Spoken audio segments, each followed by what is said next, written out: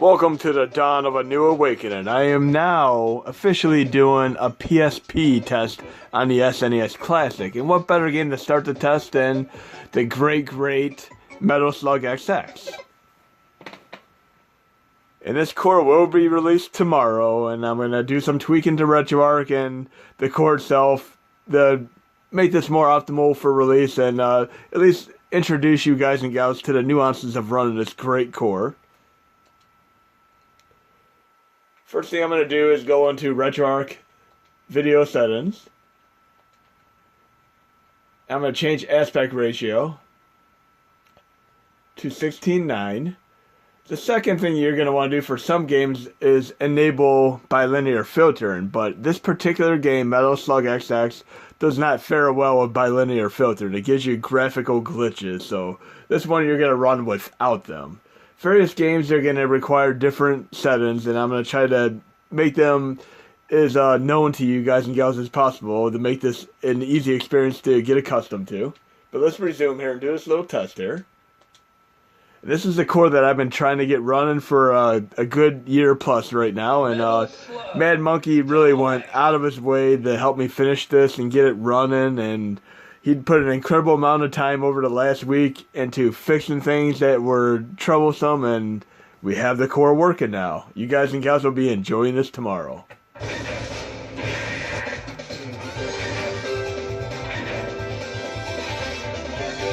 And of course, there's also a Metal Slug collection on PSP as well, with the first half dozen games in the series.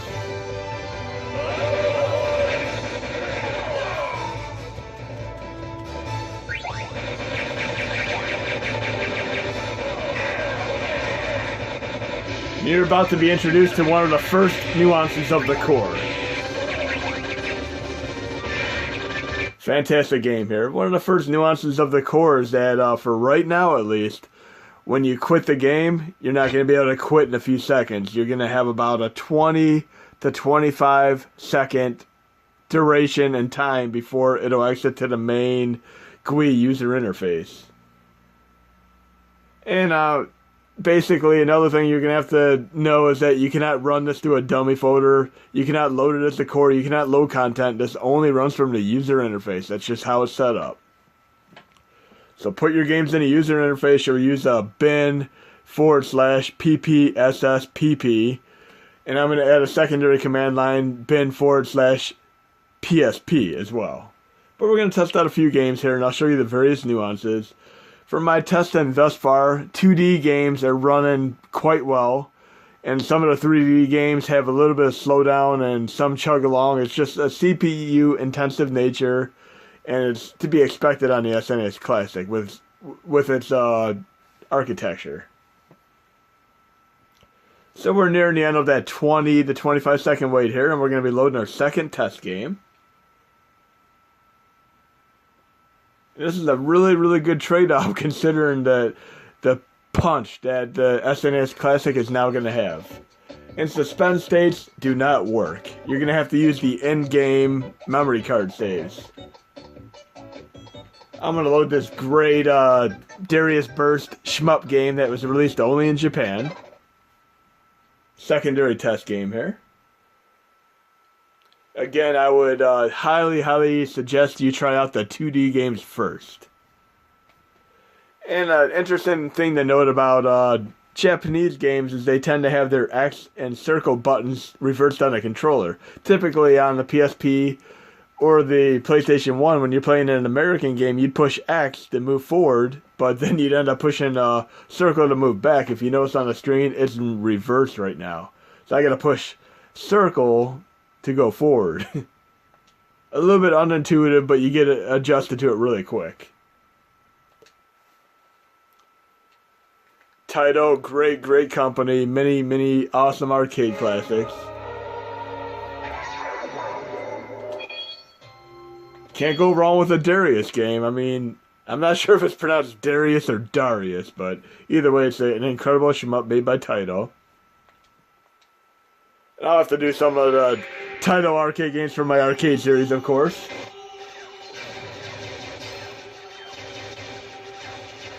Again, we're having incredible sound, incredible graphics, with a very, very minor stutter of sound. Something that is very manageable and not even remotely irritating here.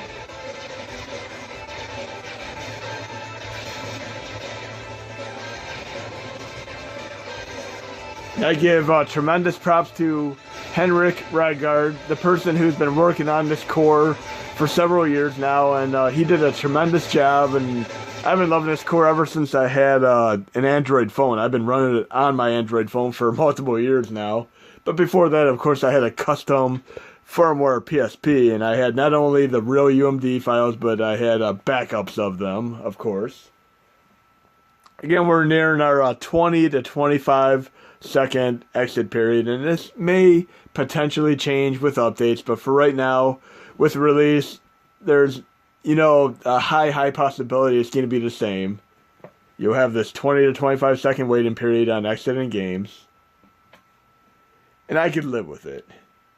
You can go take a quick bathroom break, go cook a hot dog in a microwave real fast. There's many things you can do for 20 to 25 seconds.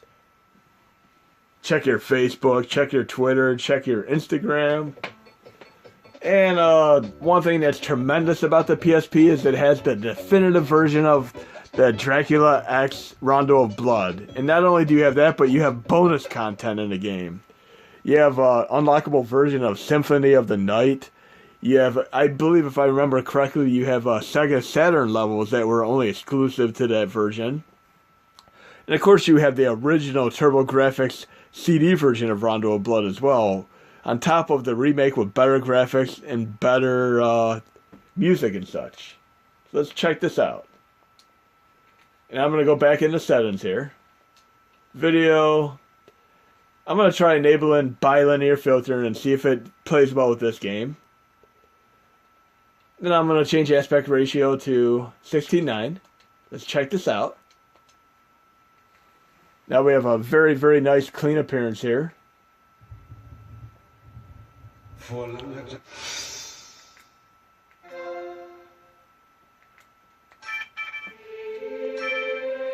Gotta love that amazing Castlevania music. I mean, what Castlevania game has bad music?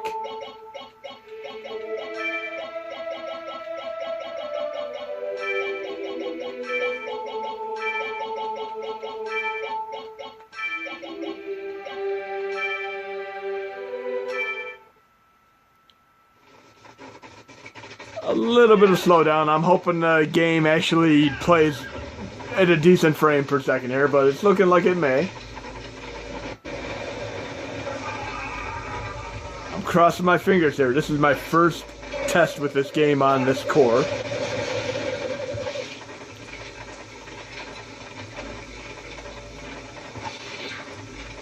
Oh yeah, I'm very impressed.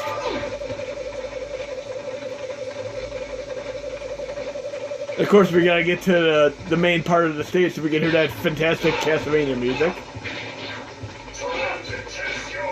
One of my earlier videos on the NES Classic last year showed me playing this game on my Android phone through part of my Castlevania game series videos. Okay, we're gonna be going into the town and we should have that tremendous music.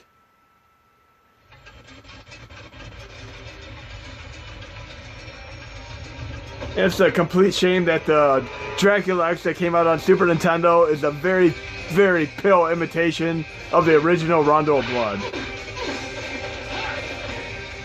As far as I'm concerned, it's worth having a core just to run this fantastic game. This is easily my favorite game on PSP. I love this along with Ultimate Ghosts and Goblins and Mega Man Powered Up.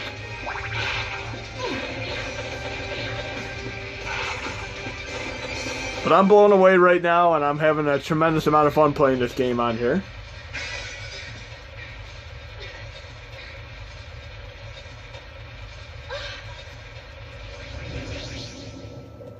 And again, it does have the original Dracula X Rondo of Blood TurboGrafx CD version, as well as an unlockable Symphony of the Night. I mean, it's one of the best all-around packages you could possibly have on a PSP.